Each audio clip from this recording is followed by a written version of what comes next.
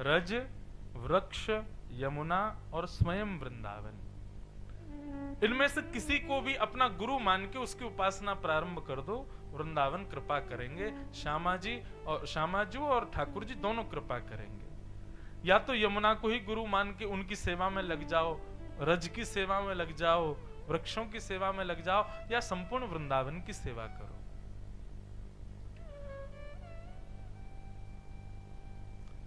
आज यहां आ रहा था, उससे पहले चिंतन में आया कि धाम सब प्रदान कर देगा, नाम भी, रूप भी, लीला भी। और धाम प्रदान करती हैं श्री किशोरी जी।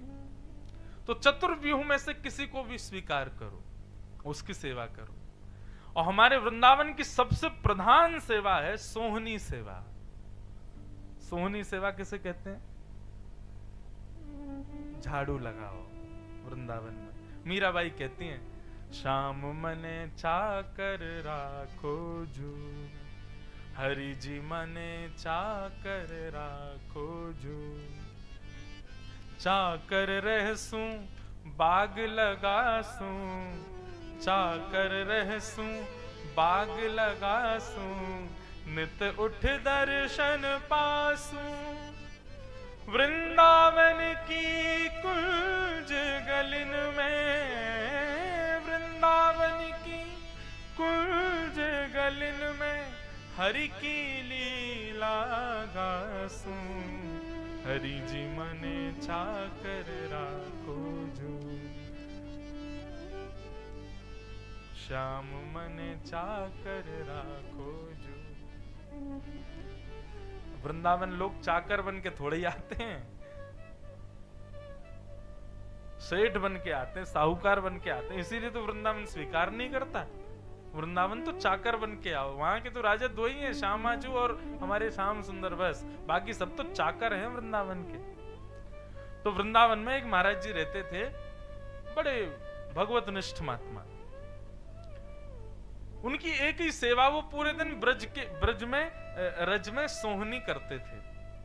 अच्छा, सोहनी का भाव किस भाव से होता है? हमारे वृंदावन में नित्य श्यामा श्याम विचरण करते हैं, नित्य। आज भी श्रीधाम वृंदावन में किशोरी जी और ठाकुर जी विचरण करते हैं। तो इस भाव से सोहनी की जाती है कि श्याम सुंदर आ रहे होंगे, किशोरी जी आ रही होंगी, कहीं उनको कोई श्रम ना हो जाए, कहीं उनके चरणों में कोई कीट पत्थर कंकड़ ना लग जाए, किसी भी प्रकार का कोई कष्ट उनके चरणार बिंदों को ना हो जाए। इस भाव को हृदय में धारण करके सोहनी की जाती है। और दूसरा भाव ऐसा संतजन बताते हैं, जो वृंदावन में सोहनी सेवा को स्वीकार करते हैं, नित्य वृंदावन में सोहनी करते हैं, ऐसे लोगों को ठाकुर जी और किशोरी जी के श्री चरण कमलों का साक्षात्कार होता ही होता है। मतलब कभी ना कभी सोहनी करते करते होगा कि छोटे छोटे श्री चरण कमल आपको दिखेंगे, चरण कमलों के चिन्ह आपको दिखेंगे। बस उसी समय माथे से लगा लेना, समझ जाना आपकी चाकरी की आपको वेतन आपको मिल गया। वो किसी से कहना नहीं, बस उसको लगा लिया माथे से, किसी डिब्बिया में धर के चले गए, हो गया कल्याण। सावधानी से सुनो। तो नित्य सोहनी करते थे। अब एक दिन क्या हुआ, प्रातःकाल ब्रह्म मुहूर्त में उठ करके सोहनी कर रहे थे, और सोहनी करते थे, ब्रजरज उड़ती थी, उसी से ही स्नान हो जाता था उनका, और नित्य श्री राधा यही चिंतन चलता रहता था। तो सोहनी करते करते करते करते, अच्छा सोहनी भी कैसे होती है ये भी वृंदावन आके देखना पड़ेगा आपको। हम लोग अपने घरों में जैसे सोहनी, उसको तो कहते हैं झाड़ू लगाना जोर जोर से। वृंदावन की सोहनी कैसे, झाड़ू के जो रूप होते हैं उसको भी झाड़ू नहीं कहते, सोहनी जी कहते हैं। सबसे बड़ी सेविका है ब्रज की, उसके भी सब भावों को अलग अलग करके ऐसे रज में ऐसे करेंगे तो उसका सारा जो भी अंदर कुछ कीट कंकड़ होगा ऊपर आ जाएगा, उसको समेट के दूर फेंकेंगे। ऐसे सोहनी होती है वृंदावन में। ऐसा नहीं कि श्रम लगा में, रज को श्रम हो, रज में पीड़ा जैसी हो, ऐसा नहीं, धीरे धीरे आराम आराम से हल्के हाथों से। तो वो महाराज जी सोहनी कर रहे थे ब्रह्म मुहूर्त में, अब इतने में क्या हुआ, सोहनी करते करते करते वो धीरे धीरे से रज को स्वच्छ कर रहे थे, इतने में ही कुछ भारी भरकम सा सोहनी से टकराया। जैसे ही उन्होंने हाथ लगा करके देखा, प्रकाश में ले जा करके देखा, तो महाराज इंद्र के हाथी के दांतों से बना हुआ सुंदर नूपुर था। अद्भुत, ऐसी कांति, ऐसा प्रकाश उस नूपुर का कि बस आंखें चुंधियाने लगी, नेत्र बंद होने लगे। संत ने जैसे उस नूपुर को जैसे तैसे थोड़ा संभाल के देखा, वो समझ गए, बोले ये साधारण नूपुर नहीं है, ये साधारण मानव इसको धारण नहीं कर सकता। ये नित्य वृंदावन में श्री किशोरी जी ठाकुर जी दोनों का रास विहार चलता है। निश्चित ही द्रुत गति से रास करते समय या तो श्याम सुंदर या फिर किशोरी जी दोनों में से ही किसी का हार, या उनका नहीं होगा तो किसी सखी का होगा, सहचरी का होगा, किसी सखा का होगा, किसी न किसी ठाकुर जी के अर्चकों का, ठाकुर जी के रास विहार के ही किसी सेवक का ये हार है। और भगवत कृपा करें, श्री रज जी कृपा करें, ये नूपुर किशोरी जी का ही हो तो मुझ पर कृपा हो जाए। उन्होंने तो ले जाके अपने मंदिर में सुंदर सजा लिया, अब तो नित्य उसी का दर्शन करें। बोले आज सोहनी ने पहली बार हमको हमारी वेतन हमको दिया है। अब यहाँ श्यामाजू रास विहार करने के बाद में जब अपनी अंतः लीला में गई, तब ललिता विशाखा का नियम है, नित्य किशोरी जी के ऊपर से लेकर नीचे तक श्रृंगार की पूरी जांच करती हैं कि सब श्रृंगार है कि नहीं, क्योंकि हमारे लिए वो श्रृंगार है, लेकिन किशोरी जी और ठाकुर जी के जो श्रृंगार होते हैं ना, वो भी कोई ना कोई सहचरी ही होती हैं, कोई ना कोई सेवक ही होते हैं ठाकुर जी के। इसलिए हमारे ठाकुर जी की सेवा होती है, उसके बाद जब हार आदि उतारे जाते हैं तो हार आदियों को उतार के माथे से लगाया जाता है, मुकुट को माथे से लगाते हैं, कान कुंडलों को माथे से लगाते हैं। बोले इनका सौभाग्य है, ठाकुर जी के मुख पर विराजते हैं, कमर पर विराजते हैं, शीश पर विराजते हैं। निश्चित ही इन्होंने कोई तप किया होगा जो श्रृंगार बन के पधारे।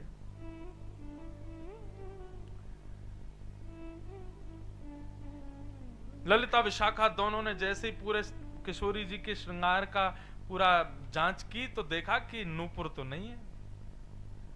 किशोरी जी आपको नूपुर कहाँ गए हो? बोले कि अरे कल रात में रास विहार कर रहे, श्याम सुंदर ने ऐसे झटकाते खींचो मेरो हाथ, सोई मेरो नूपुर उतर गए हो, मुझे तो लगे वही रज में ही रह गए होगो। अब तो ललिता विशाखा दोनों रूप बदल करके गई, वहां जाकर के ढूंढा तो नूपुर नहीं मिला। तभी वहां देखा सोहनी कर रहा है एक बाबा, तो ललिता जी गई और जाकर के बोली बाबा, अरे बाबा सुन। बाबा ने की कहो बहन, कहा कह रही हो? बोले कि अरे कल को मेरी बहू यहाँ से जा रही, ऐसी भोरी बहू है, ने को विचार ना करे तो यहीं से निकल के गई तो वाको एक नूपुर उतर करके यहाँ गिर गए हो, आपने देखो? बाबा बोले आपकी बहू को नूपुर गिर गो? बोले हाँ। आपने देखो बाबा? बोले हाँ मेरे पास ही रखो है।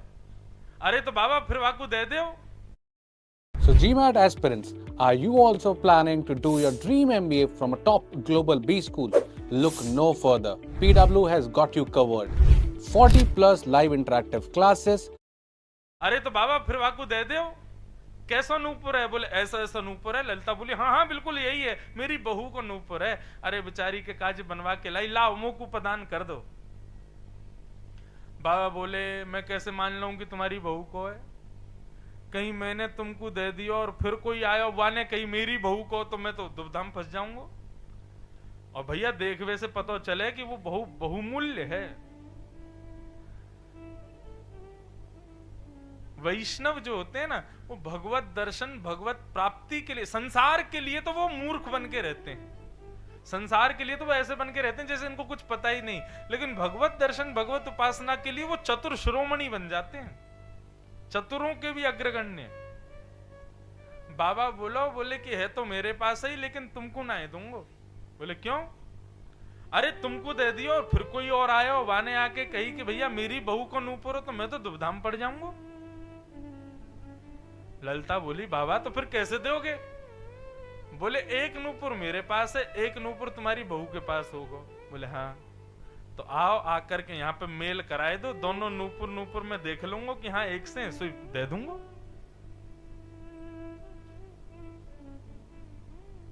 ललिता जी बोली ये तो दुविधाम पड़ गए, अब तो या को मतलब ये किशोरी जी को लेके आओ या के सामने। ललिता जी गई, विशाखा गई, श्यामा जू बैठी हैं, चरणन में प्रणाम कियो। बोले हे श्यामा जू, वो बाबा के पास है नूपुर, लेकिन बड़ो चतुर है बाबा, यूं कह रहो पहले बहू लेके आओ, बहू के चरणन में नूपुर देखूंगा तब दूंगो। अब किशोरी जी तो कृपालु, मैंने कही ना कृपा तो ठाकुर जी करें, किशोरी जी तो बरसा में। किशोरी तुरंत उठ गई, बोले चलो चलो चलो। ललिता बोली ऐसे नहीं, अरे ऐसे कैसे कहीं भी मुंह उठा के चली जाओगी आप, विराजो यहीं पे, हमारे वृंदावन में के भैया। किशोरी जी को प्राप्त करना, ठाकुर जी को प्राप्त करना, संत महात्मा को प्रणाम करते रहो, इनको रिझाते रहो तो किशोरी जी अपने आप रिझ जाएंगी। क्यों? ये संत महात्मा कोई और नहीं है, किशोरी जी की सखी हैं सब, किशोरी जी की सखा हैं सब। इनको प्रसन्न करते रहोगे, किशोरी जी अपने आप रिझ जाएंगी। ब्रजवासी इनको प्रसन्न कर दोगे, किशोरी जी की वही में प्रसन्नता है। ललिता विशाखा बोली ऐसे दर्शन ना होंगे। किशोरी जी बोली तो फिर कहा करोगे? बोले एक काम करो, वह नूपुर को मोह दे दो, मैं हाथ में लेके चली जाऊंगी, मेल करवाया आऊंगी। किशोरी जी बोली ना है, मेरो प्रिय नूपुर है, मैं उतारू ना हूं, यही को पहन के सोऊं, यही को पहन के रहूं, या को एक क्षण के काजे भी अपने से दूर ना करूं, मैं ना उतार के दूंगी। ललिता विशाखा बोली बड़ी विडंबना है, बाबा जब तक बहू से नहीं मिलेगा तब तक वापस नहीं करेगा, और यहाँ हमारी किशोरी जी ने भी हट ठान ली, जब तक ये जाएंगी नहीं तब तक काम बनेगा नहीं, देंगी हमको है नहीं। तो अंत तो गत्वा यही हुआ, ललिता विशाखा ने सारे आभूषण उतारे, बस नूपुर रहने दिए, घूंघट कर दिया कमर कमर तक, और कहा आप रूप मत दिखा देना अपना, दूर खड़ी रहना, दूर से ही थोड़ा सा ऊपर करके अपना पैर दिखा देना, नूपुर दिख जाएगा, तुरंत हम लेके आ जाएंगी, बिल्कुल पास जाने की जरूरत नहीं है उसके। किशोरी जी बोली हाँ ठीक।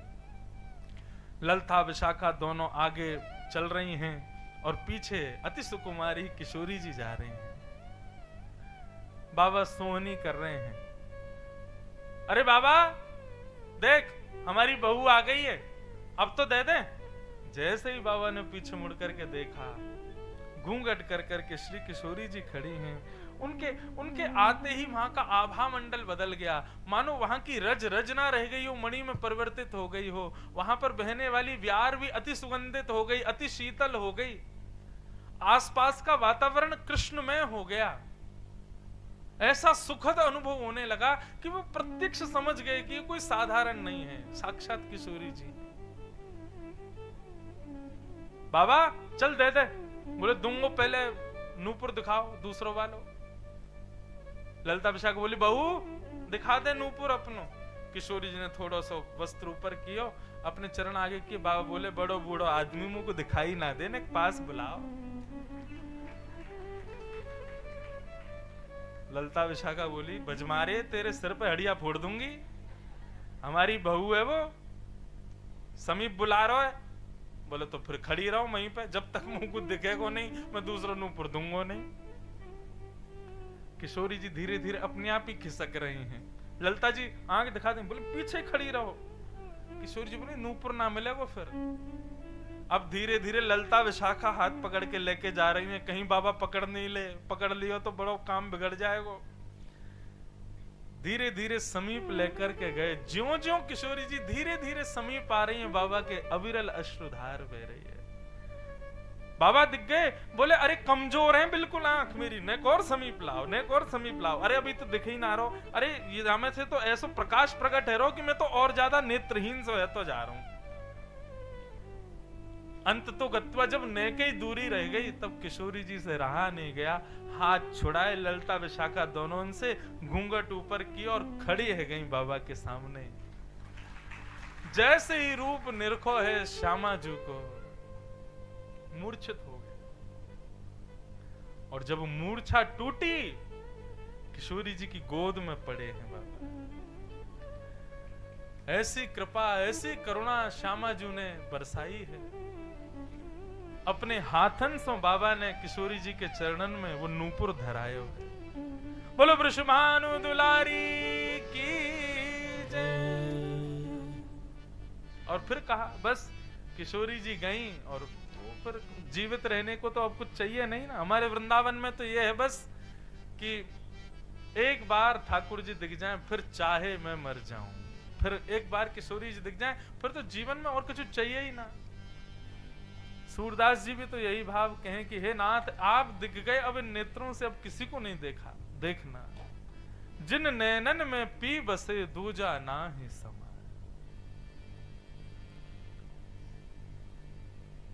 ऐसी कृपालु करुणामयी हैं हमारी श्यामा जी।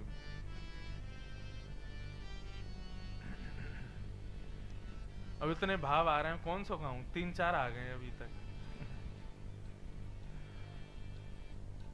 मन भूल मत जइयो राधा रानी के चरण, मन भूल मत जइयो राधा रानी के चरण, मन भूल मत जइयो श्यामा प्यारी के चरण, मन भूल मत जइयो श्यामा प्यारी के चरण। हे राधा रानी के चरण, महारानी के चरण, राधा रानी के चरण, महारानी के चरण, राधा रानी के चरण, श्यामा प्यारी के चरण, राधा रानी के चरण, श्यामा प्यारी के चरण। मन भूल मत जइयो राधा रानी के चरण, मन भूल मत जइयो राधा रानी के चरण, मन भूल मत जइयो श्यामा प्यारी के चरण, मन भूल मत जइयो श्यामा प्यारी के चरण। हे वृषभानु की किशोरी सुनी गई आहूते भोरी, वृषभानु की किशोरी सुन गई आहूते भोरी। ओ प्रीत जान के हो थोड़ी तोहे राखेगी शरण, प्रीत जान के हो थोड़ी तोहे राखेगी शरण, प्रीत जान के हो थोड़ी तोहे राखेगी शरण, प्रीत जान के हो थोड़ी तोहे राखेगी शरण। मन भूल मत जइयो राधा रानी के चरण, मन भूल मत जइयो राधा रानी के चरण, मन भूल मत जइयो श्यामा प्यारी के चरण, मन भूल मत जइयो श्यामा प्यारी के। श्री राधा रानी के करताल बजा के गाओ भाव से।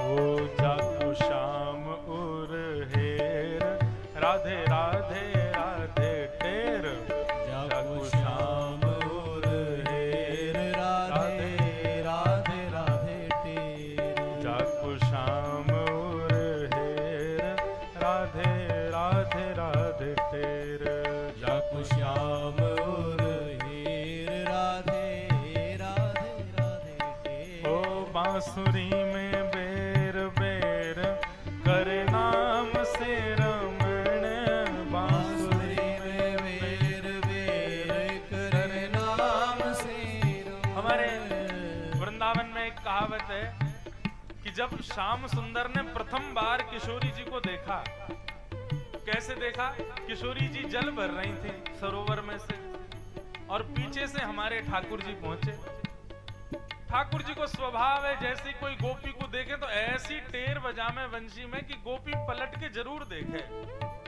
किशोरी जी के पास गए तो सोई ठाकुर जी बजाने लगे, ऐसे ऐसे राग बजामे, ऐसे ऐसे भाव बजामे, लेकिन किशोरी जी पीछे पलट के नहीं देखे।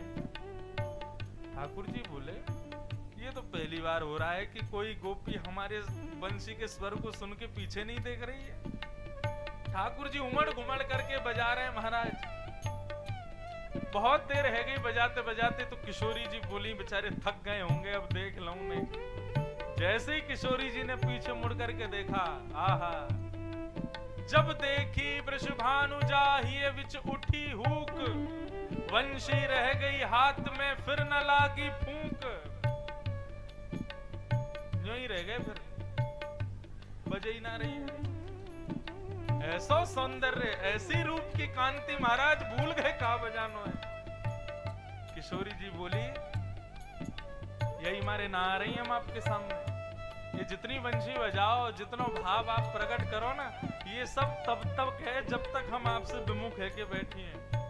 क्योंकि फिर हम आ जावे तो फिर आगे बात तो कुछ शेष रह ना जावे ना। ऐसी हमारी किशोरी जी। बांसुरी में बेर बेर करे नाम से रमण, बांसुरी में बेर बेर करे नाम से रमण। मन भूल मत जइयो राधा रानी के चरण, मन भूल मत जइयो राधा रानी के चरण। मेरे मन भूल मत जइयो श्यामा प्यारी के चरण।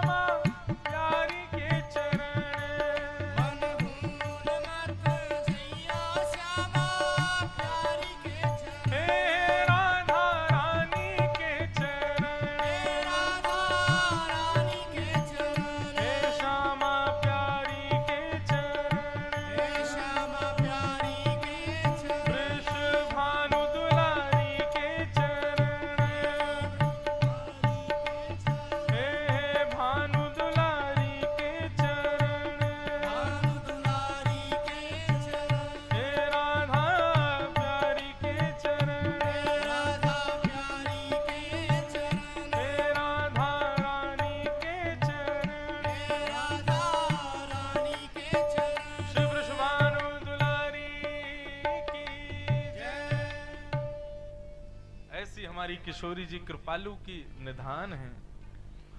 गोस्वामी तुलसीदास जी महाराज एक भाव कहते हैं, वृंदावन अरु वैकुंठ को तोल्यो तुलसीदास। श्री वृंदावन आकर के गोस्वामी तुलसीदास जी ने वृंदावन को एक पड़ले में रखा, वैकुंठ को दूसरे पड़ले में रखा, और जैसे ही तोला तो क्या हुआ? बोले गरुवो होसो नीचे रयो, हरवो गयो आकाश। बोले तराजू में तोलते हैं तो क्या होता है? भारी जो होता है वो नीचे रह जाता है, हल्का जो ऊपर चला जाता है। बोले वैकुंठ चला गया ऊपर, वृंदावन रह गया नीचे। तो हमारी पृथ्वी पर वृंदावन विद्यमान है, इसका मतलब वैकुंठ वृंदावन दोनों की तुलना हुई थी, इसीलिए वृंदावन भारी होके नीचे रह गया। ऐसा हमारा वृंदावन। तो आज ठाकुर जी पधारेंगे, इसलिए आज यहाँ गरबा होगा, रास होगा। अब कच्छ में पधारे, गुजरात पधारे तो गरबा तो करेंगे सब। तो इसलिए एक रास की भूमिका ब्रज की हम व्यवस्थित कर दें, उसके बाद फिर हम लोग गुजराती हमारे आचार्य जी भी कुछ सुनाएंगे। हम भी पहली हमने कि भाई हम रास वृंदावन को गा सकें, लेकिन हमसे गुजराती में तो नहीं गवेगो। तो हमारे लाल जी पधारे, उससे पूर्व रास की थोड़ी भूमिका हम बना दें। ठाकुर जी और किशोरी जी का प्रथम मिलन रास का कैसे हुआ, बड़ी सुंदर कथा है, मुझे बड़ी प्रिय है। किशोरी जी एक दिन बरसाने में अपने रत्न सिंहासन पर विराजी थीं। सखियां चंवर डोरा रही हैं, जय जयकार कर रही हैं, मंगल गीत गा रही हैं, लेकिन आज किशोरी जी प्रसन्न नहीं है। सब सखीन ने जाके प्रार्थना करी, बोली कि श्री जी जिनको जगह जहां मिल जाए सब लोग बैठ जाओ, नहीं तो थोड़े थोड़े और आगे खिसक के बैठ जाओ। और ये बीच में जो जगह खाली है, अब इससे किसी को आना जाना तो है नहीं, तो यहाँ पे भी बैठ जाओ। अब तो कथा श्रवण करो बस भाव से। तो इधर देखो सब लोग, ध्यान से सुनो। तो किशोरी जी आज ज्यादा प्रसन्न मुद्रा में नहीं है। सब सखियों ने प्रार्थना की, याचना की, हे श्यामाजू आपके कष्ट को कारण कहा है। तो श्री किशोरी जी भाव प्रकट करें कि भैया सब कुछ बढ़िया है, लेकिन श्याम सुंदर नृत्य बहुत सुंदर करें, और उनको नृत्य देख करके मेरे मन में भाव आवे कि मैं उनसे नृत्य सीखवे जाऊं उनके पास। अच्छा, व्रज की परंपरा में, प्रणालियों में जब आप रसिकाचार्यों को सुनेंगे तो वहां पर यह भाव प्रस्तुत होगा कि गायन में हमारी किशोरी जी आगे हैं, और इसका भाव प्रकट होता है श्री गोविंद स्वामी जी के प्रसंग में।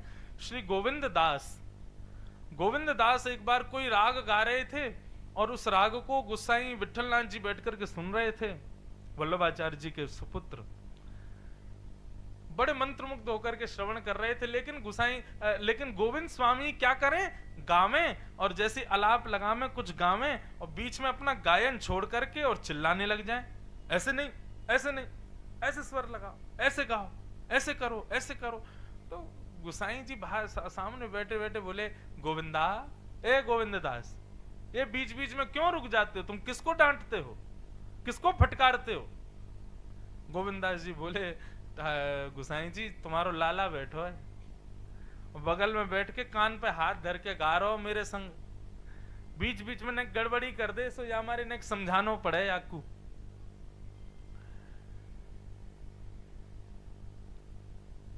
गुसाई जी ने जैसे ही सुना कि लाल जी बैठे हैं, दिख तो रहे नहीं थे, तो गुसाई जी के नेत्र सजल हो गए और गोविंद दास से बोले, देखो मैं ये नहीं चाहता कि तुम ठाकुर जी से कहो कि वो कुछ गाएं, वो कुछ सुनाएं, तुम ही बताओ ठाकुर जी गाते कैसा है, ठाकुर जी का स्वर कैसा है। तो गोविंद दास जी कहते हैं, जय जय, श्याम सुंदर बहुत मधुर गावे, इतनो मधुर गावे, जब अलाप ले में ना तो हम बड़े बड़े गवैयान के रोंगटे खड़े रह जाएं। अरे कहां तक कहें, श्रीमद् भागवत में जब आप युगल गीत पढ़ोगे तो युगल गीत में गोपियां वर्णन करती हैं कि श्याम सुंदर जब वेणु वाद्य करते हैं तब स्थिति क्या होती है कि आकाश में सूर्य चंद्र एक साथ प्रकट होकर के ये विचार करते हैं कि भाई ये सुबह का राग बज रहा है कि रात का राग बज रहा है, मतलब भोर होनी है कि रात होनी है। सरस्वती हाथ में कलम लेकर के केवल स्वर की तान लिखती हैं कि ठाकुर जी क्या बजा रहे हैं, क्या गा रहे हैं, ये कौन से राग का निर्माण हो रहा है। ब्रह्मा जी चारों सिरों को पकड़ करके बैठ जाते हैं। बोले क्यों? बोले ऐसा संगीत कभी सुना ही नहीं, कभी विचार में ही नहीं आया। इंद्र बोले ज्यों ज्यों उठते हैं स्वर सुन के मूर्छित हो जाते हैं, फिर उठते हैं, फिर स्वर सुन के मूर्छित हो जाते हैं। ये इंद्र की स्थिति है। कब? जब श्याम सुंदर गाते हैं, वंशी बजाते हैं। गोविंद दास कह रहे हैं वर्णन का विषय नहीं है कि श्याम सुंदर कैसा गाते हैं, लेकिन गुसाई जी बोले लेकिन मतलब, बोले लेकिन ये कि श्याम सुंदर जैसा गाते हैं ना उससे 100 गुना मधुर हमारी किशोरी जी गाती है, हमारी श्यामा जी गाती है। बोले जब किशोरी जी तान छेड़ती है ना तो बोले कोटि कोटि ब्रह्मांड के पर ब्रह्म भी मूर्छित होते हैं किशोरी जी के भाव। तो यहां ये बात सिद्ध हो गई कि किशोरी जी का गायन बहुत अच्छा है, लेकिन स्वयं रसस्वरूपा श्री किशोरी जी कहती हैं कि ठाकुर जी का नृत्य बहुत अच्छा है, हमारे श्याम सुंदर नाचते बहुत अच्छा है। इसीलिए जिसको नाचना आता है वही नचाना जानता है। संसार पूरा कौन नचा रहा है? ठाकुर जी नचा रहे हैं, हम सब नाच रहे हैं। सूरदास जी कहते हैं मैं नाचो बहुत गोपाल, अब मैं नाचो बहुत गोपाल। हम सब नाच रहे हैं। संसार में हम क्या कर रहे हैं? सुबह से शाम तक नाच ही तो रहे हैं। कभी बेटा के पीछे, कभी बेटी के पीछे, कभी पत्नी के पीछे, कभी पति के पीछे, कभी संसार के व्यसनों के पीछे, कभी भोगों के पीछे, नाच ही तो रहे हैं हम। तो ये नचाने की क्रिया वही कर सकता है जिसको नाचना बहुत अच्छा आता है। ठाकुर जी नाचते बहुत बढ़िया है। किशोरी जी बोली आज मैं नृत्य सीखवे जाऊंगी श्याम सुंदर के पास। ललिता विशाखा बोली वाह चोर के पास तो हम कभी ना जान देंगी आप। ये सब हमारे ब्रज की भाव है भैया, नेक सावधानी से सुनियो, संशय प्रकट मत कर देना हृदय में। ललिता विशाखा बोली वाह चोर के पास ना जान देंगी हम तुम्हें। किशोरी जी बोली देखो तुम ऐसे मत बोला करो, सम्मान करे करो, वो लाल जी हैं, वो ठाकुर जी हैं, साक्षात साक्षात हमारे प्राण धन हैं, उनके बारे में ऐसे भाव मत कहे करो। अच्छा ललिता विशाखा बोली ठीक है ना बोल रही, लेकिन बा के पास नहीं जान देंगी। बोले नहीं मेरा तो आज मन है रो कि मैं उनसे नृत्य सीखवे जाऊं। तो ललिता विशाखा बोली ठीक है। बाहर रथ की व्यवस्था करवा दी, पूरे मार्ग पर पुष्प बिछवा दिए, चमर डोरावे वाली दो सखी खड़ी है गई, गुलाब उड़ावे वाले दो सखी खड़ी है गई, चलो श्री जी लेके चलें आपको नृत्य सिखावे। किशोरी जी इतनी व्यवस्था देख करके बोली नृत्य सीखवे जानो है, शिष्य बन के जानो है, राजा बन के ना जानो। ये हटाओ रथ आदि सब, हम पैदल जाएंगे। रथ हटा दिए, सब हटा दिए, बोले चलो पैदल चलो।